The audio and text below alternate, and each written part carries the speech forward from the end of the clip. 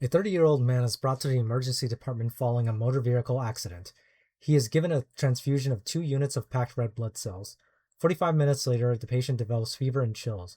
Laboratory tests reveal a lactic dehydrogenase level of 500 units per liter. Which of the following best describes this patient's condition? Choice A, IgA deficiency. Choice B, leukocyte cytokine release. Choice C, pulmonary neutrophil activation. Choice D, cell lysis. Or choice E, bacterial contamination. I'll wait 5 seconds and answer a question.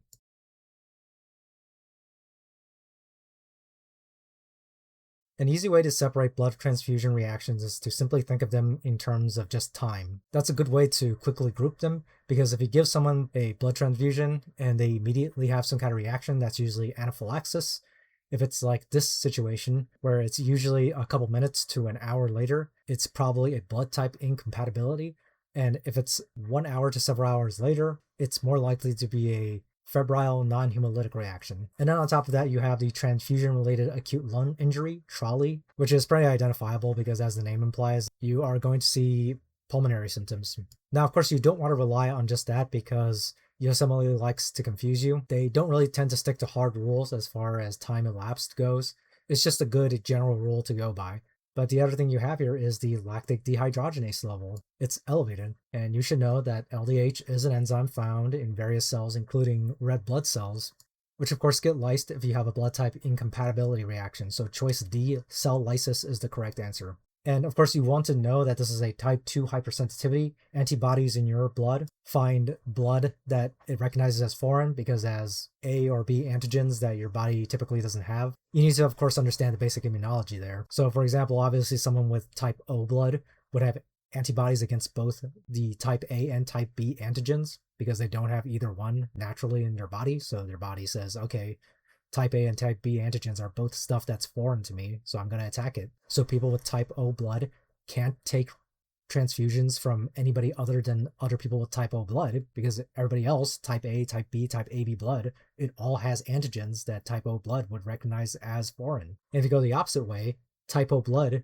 it's the universal donor because their blood cells don't have either of the antigens. So you're not at risk at triggering a reaction out of anybody. So let me bring it back for a second and reiterate. Like I said, when you first see one of these blood transfusion questions, first ask yourself, how long has it been since I transfused? And then you look at the other symptoms. So if it's immediate, right after transfusion, I've seen a handful of questions in the past that say they waited like a couple minutes before it happened. Anyway, it's anaphylaxis, right? Type 1 hypersensitivity. And a big association you always hear about is IgA deficiency. And this kind of ties back into your basic immunology. Because think about it. If I have an IgA deficiency, that means, as the name implies, I don't make IgA normally. So if somebody gives me blood and has IgA in it, your body's going to be like, what's up with this IgA stuff? I've never seen it before. You're going to make antibodies against the IgA. And of course, when you're exposed to the IgA again, you're going to cause the mast cell / basophil reaction, which is type 1 hypersensitivity, anaphylaxis. And as for the symptoms, you can see in this vignette, you mostly just have fever and chills. Anaphylaxis is, of course, usually more severe than this. You'll have hypotension, you'll have wheezing, edema. Usually looks a lot worse. So that's why we know choice A, IgA deficiency, is wrong.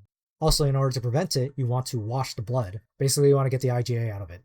And then we have what we have in this question, which is a reaction that happens a few minutes to about an hour later. I've seen some questions say like 2 hours later. That's not typical, but it can happen. And as mentioned, this is usually some kind of blood type incompatibility or ABO incompatibility. And as mentioned, it's because you detect antigens, type A antigens or type B antigens that you don't recognize, and your body is saying, what's up with this? You have antibodies against them, they come along and they lyse the red blood cells that were just donated to you. So you do get fevers and chills, but notably you also get stuff like bilirubin and LDH elevated because you're lysing a bunch of red blood cells. And if they ask you a question about how to prevent this, the answer is usually going to be something to do with human error because it means you gave the wrong blood type to the patient. So it's usually something like check the patient's chart, check the patient's armband.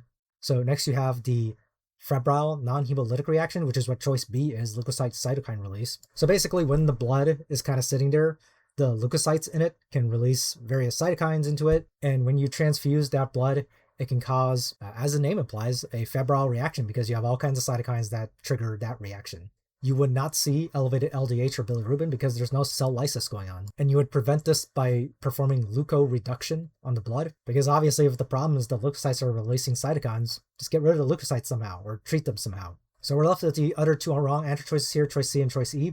Choice C, pulmonary neutrophil activation. This is referring to TRALI, as I mentioned, transfusion-related acute lung injury. Basically, a vignette of this is going to be a blood transfusion reaction, and then you have some kind of pulmonary edema or something like that going on, some kind of pulmonary symptom. And this happens because the patient already has some kind of condition usually that causes them to sequester neutrophils in their lung. It might be because they had a previous infection or something that caused sequestration of neutrophils inside their lungs. And the blood transfusion causes these to be activated, damages endothelium, so stuff starts leaking and you get pulmonary edema. It usually happens within a couple hours after transfusing blood. This one's pretty easy to identify because it's just, if you see a blood transfusion question and then there's some weird pulmonary symptom, you want to be thinking about TRALI.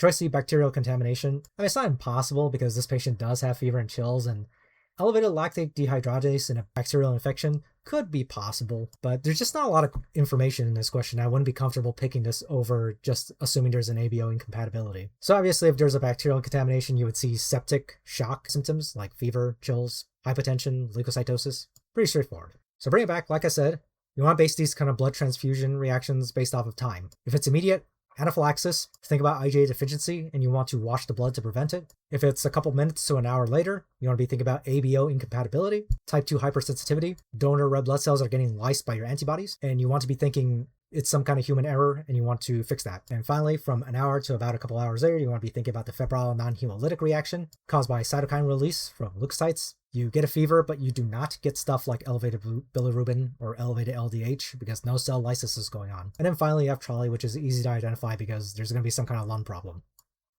Hope you found this video helpful. I'll see you in the next one.